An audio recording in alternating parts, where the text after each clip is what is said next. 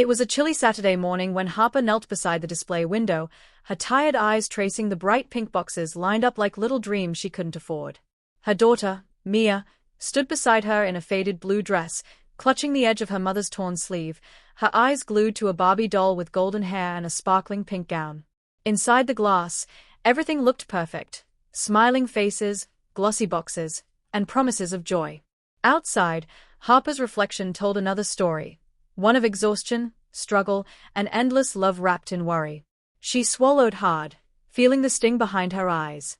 And then, with a trembling voice, she whispered, "Sweetheart, I can't afford a Barbie for your birthday this year.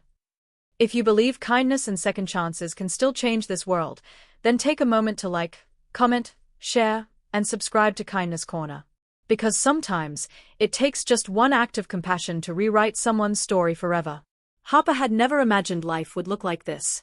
Once, she worked at a cheerful cafe downtown, serving customers with a smile while saving every tip for Mia's small joys, crayons, ice cream, little ribbons for her hair. But when the cafe shut down after new management took over, Harper found herself jobless, with overdue rent and barely enough food to last the week. Her husband had left years ago when Mia was a baby, leaving her with nothing but a note and a mountain of bills. Yet, she fought every single day, working odd cleaning shifts, folding laundry for neighbors, and skipping meals so her daughter wouldn't go to bed hungry. Now, as Mia's 6th birthday approached, Harper wanted nothing more than to give her something special. Mia had been talking about Barbie for months, how her friend at school had one, how she wished she could brush her hair and dress her up. But Harper's wallet held only $8 crumpled. She tried smiling when Mia asked again, but her heart ached knowing the truth. She couldn't even buy a cake, let alone the doll behind the glass. She sat on the cold curb that morning, watching her daughter press her tiny hand against the store window, whispering, "Maybe one day, Mummy." Before Harper could respond, a man in a dark suit stepped out of the store. He was tall, neatly dressed, with an expression that looked stern yet curious. He had been standing near the doorway for a while, unnoticed, watching the mother and daughter.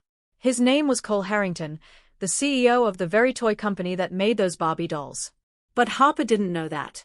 To her, he was just another stranger in an expensive suit. Cole had been having a rough morning himself. Meetings, deadlines, endless reports about profits and market trends, the usual noise of a life that had forgotten simplicity. But something about the way Harper knelt beside her child, her eyes filled with pain and love, stopped him. It reminded him of his own mother, a woman who once cleaned offices so he could have textbooks and a chance at something better. As he watched, Harper wiped her tears and whispered, "You're still my princess, with or without a Barbie." The words hit him harder than any business deal ever had. Moments later, as Harper stood up to leave, trying to distract Mia with a promise of pancakes at home, Cole quietly called out to the store clerk. "Can you pack the display Barbie, the one in the pink gown?" he said, slipping his card onto the counter. The clerk blinked, surprised. "Yes, sir.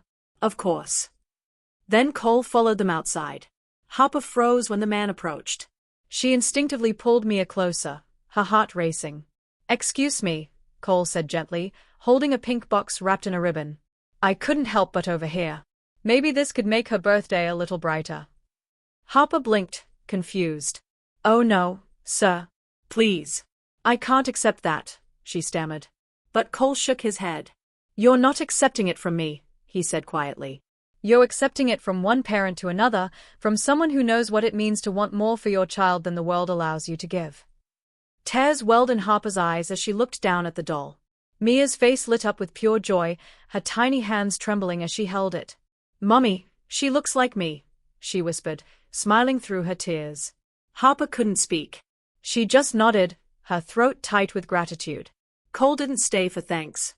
He simply smiled, turned away, and walked toward a sleek black car waiting nearby. But before he got in, he paused. He said softly, "We're hiring seasonal staff at the new warehouse. If you're looking for work, tell them Cole sent you."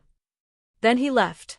That night, Harper placed the doll on their small kitchen table, lit a single candle from last year's leftovers, and sang happy birthday to her daughter.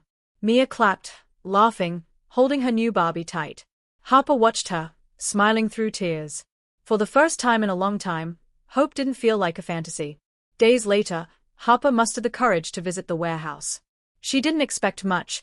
She had no references, no polished resume. But when she mentioned Cole's name, the manager's eyes widened. "You're the woman he talked about," he said warmly. "We've been waiting for you." She got the job that very day. Months passed, and Harper's life began to change. She worked hard, earned respect, and slowly built a stable life for Mia. She found herself surrounded by people who believed in her, co-workers who became friends, a boss who supported her growth, and a daughter who never stopped believing in magic. One evening, after receiving her first steady paycheck, Harper took Mia back to that same store window. "Remember this place?" she whispered, smiling. "It's where our story changed." Mia looked up at her mother and said, "No, Mummy. It's where you changed everything." Sometimes, it isn't grand gestures or miracles that change a life. Sometimes, it's a moment of compassion, a stranger's quiet kindness, that turns despair into hope. Cole never told anyone about what he did that day. But for Harper, it became the turning point she had prayed for in silence every night. Before the ending, tell me in the comments, what would you have done if you were in the CEO's place?